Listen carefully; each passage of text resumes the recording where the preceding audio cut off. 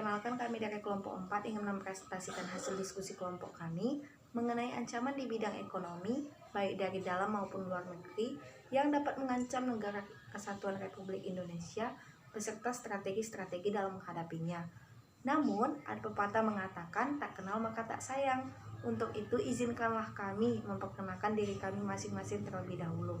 Nama saya Jennifer Smith Nuban Tobing dari kelas 11 MIPA 1. Perkenalkan, nama saya Nancy Nadine, saya dari kelas 11 MIPA 1. Perkenalkan, nama saya Natanya Manuela Tampu Bolon dari kelas 11 MIPA 1. Halo, perkenalkan nama saya Novel Perngatar Simatupang dari kelas 11 MIPA 1. Halo, perkenalkan nama saya Resti Indeneta Ramawati dari kelas 11 MIPA 1. Halo, perkenalkan nama saya Vivi Selviani dari kelas 11 MIPA 1. Nah, langsung saja kita mulai ke subtopik yang pertama, yaitu ancaman dalam negeri di bidang ekonomi yang akan dijelaskan oleh Noval dan Resti. Halo teman-teman, langsung saja kita bahas mengenai ancaman dalam negeri di bidang ekonomi. Yang pertama, meningkatnya angka pengangguran. Ini merupakan ancaman bidang ekonomi pertama di Indonesia. Diketahui, Badan Pusat Statistik atau BPS menyatakan bahwa jumlah pengangguran di Indonesia ada sebanyak 9,1 juta orang per Agustus 2021. Seperti yang kita ketahui dalam pasal 27 ayat 2 UUD 1945 yang menyatakan bahwa tiap-tiap warga negara berhak atas pekerjaan dan penghidupan yang layak bagi kemanusiaan. Jika angka pengangguran tinggi, berarti ini menandakan bahwa masih banyak orang di luar sana yang tidak memiliki penghasilan yang bisa memenuhi kebutuhan hariannya. Contoh nyatanya adalah krisis yang terjadi saat ini. Banyak perusahaan yang bangkrut atau perusahaan yang mengurangi jumlah karyawannya demi efisiensi. Akibatnya angka pengangguran berada pada jumlah yang mengkhawatirkan. Selanjutnya, meningkatnya angka kemiskinan. Meningkatnya kemiskinan berarti meningkatnya masyarakat yang tidak hidup dengan layak seperti mengalami kelaparan dan tidak memiliki tempat tinggal. Kemiskinan dapat kita jumpai di sekitar kita. Contohnya di Jakarta. Kita pasti bisa langsung membedakan mana kawasan yang elit dan mana kawasan yang kumuh, karena keduanya ada dan mudah untuk ditemukan.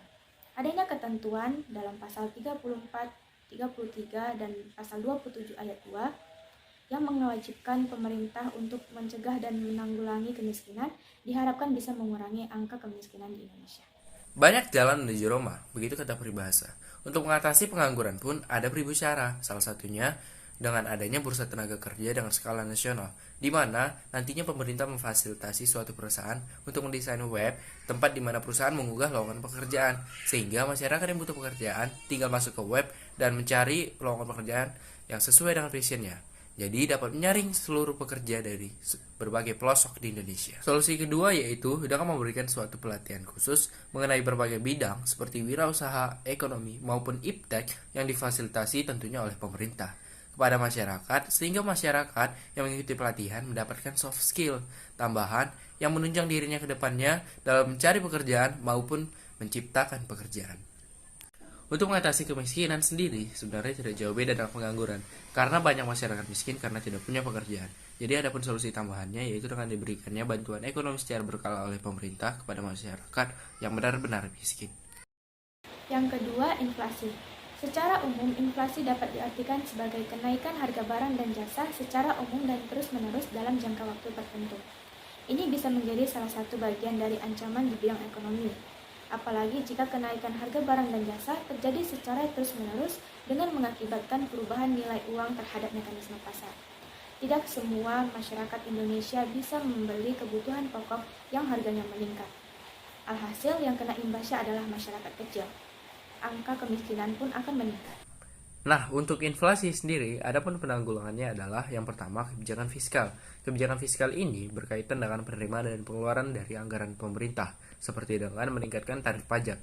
Yang kedua, kebijakan moneter. Bisa dilakukan dengan menambah ataupun mengurangi jumlah uang yang beredar. Hal ini dilakukan untuk menjaga kestabilan moneter.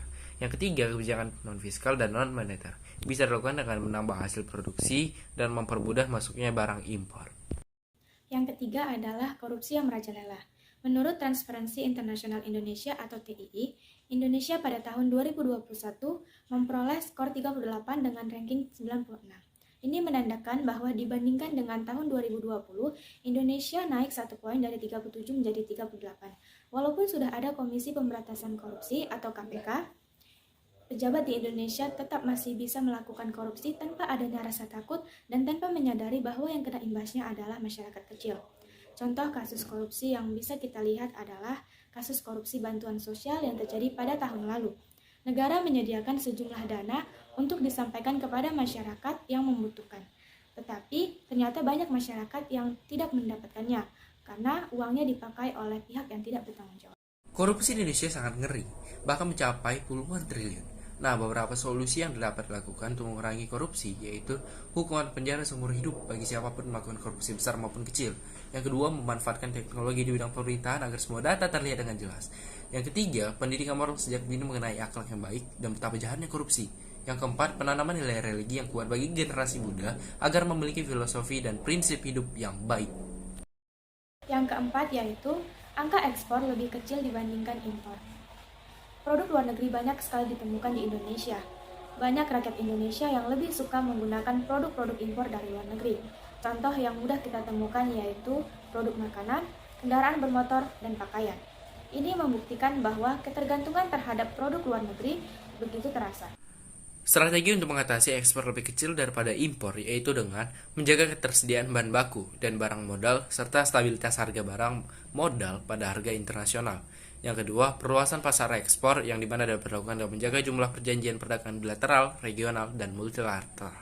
Yang ketiga, peningkatan ekspor jasa yang juga dapat dilakukan dengan cara antara lain dengan pengembangan e-dagang, teknologi, dan bisnis berbasis internet. Marilah kita lanjut ke subtopik yang kedua yang akan dibahas oleh Vivi dan Natanya. Perekonomian digerakkan oleh pihak asing. Karena semakin mudahnya pihak asing untuk menanamkan modal di Indonesia, maka semakin mudah juga pihak asing itu untuk menekan pemerintahan Indonesia. Dan akhirnya negara kita akan terjajah secara ekonomi oleh pihak asing tersebut. Padahal seharusnya jalannya perekonomian suatu negara diatur oleh negara itu sendiri, seperti yang tercantum pada Undang-Undang Dasar tahun 1945 Pasal 33 ayat 2 yang berbunyi, cabang-cabang produksi yang penting bagi negara dan menguasai hajat hidup orang banyak dikuasai oleh negara. Perekonomian digerakkan oleh pihak asing. Terdapat beberapa sektor yang dikuasai oleh pihak asing, yaitu di sektor perbankan, sedikitnya 12 bank swasta kini dikuasai asing. Di sektor pertambangan migas, sekitar 70% dikuasai pihak asing. Pertambangan tembaga dan emas sekitar 85% dikuasai asing. Disinilah perlu peran masyarakat untuk memiliki tingkat pendidikan berkualitas agar ekonomi bisa terus maju dan berkembang. Selain itu, masyarakat juga diminta untuk meningkatkan skill berwirausaha sehingga mampu menciptakan lapangan kerja lebih luas. Melakukan impor secara berlebihan. Jika barang-barang impor yang berasal dari luar negeri lebih banyak beredar daripada barang-barang dalam negeri, hal ini akan menyebabkan terdesaknya barang-barang lokal di Indonesia. Impor memang diperbolehkan saja jika stok barang tersebut di Indonesia sudah berkurang dan produksi barang tersebut memang bisa dilakukan, tetapi dalam jangka waktu yang panjang. Impor secara berlebihan terjadi pada tahun 2017, di mana rasio mencapai 91,23% dan lebih besar lagi di tahun 2018. Jika hal tersebut dibiarkan, akan terasa pada kenaikan harga-harga barang konsumsi, makanan, dan minuman, serta bahan bakar minyak atau BBM. Dampaknya, harga-harga melonjak, kemudian daya beli akan melemah. Hal ini dapat diatasi dengan beberapa cara, yaitu 1. Menekankan pertumbuhan penduduk agar tidak semakin tinggi. 2. Melakukan perluasan area tanam. Dan yang terakhir, meningkatkan produktivitas pada para petani dan peternak. Angka ekspor yang lebih kecil daripada angka impor. Produk luar negeri banyak sekali ditemukan di Indonesia. Jika suatu negara terlalu banyak melakukan impor, itu berarti negara tersebut masih belum bisa memenuhi kebutuhannya sendiri bagi masyarakat. Begitu juga dengan negara Indonesia yang ketergantungan akan produk impornya sangatlah terasa.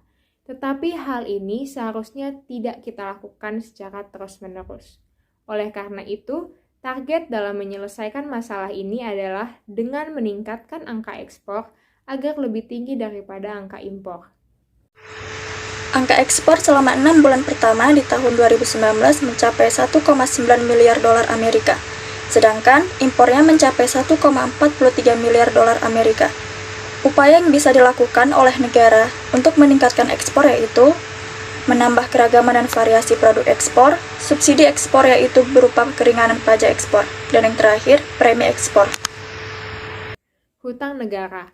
Indonesia menjadi salah satu negara yang mempunyai hutang cukup besar dengan negara lain. Hal ini tentu menjadi ancaman bagi Indonesia sebagai suatu bangsa. Pada tahun 2019, Bank Dunia menyebutkan bahwa Indonesia sebagai negara dengan pendapatan kecil menengah tetapi memiliki hutang terbesar pada tahun tersebut.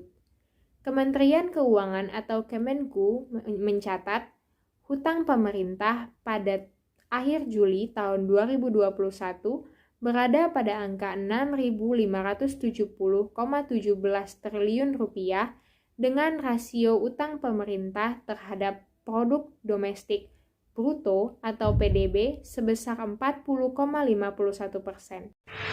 Posisi hutang tersebut mengalami kenaikan sekitar 15,61 triliun dibandingkan dengan posisi utang pada akhir bulan Juni 2021 yang sebesar 6.554,56 triliun.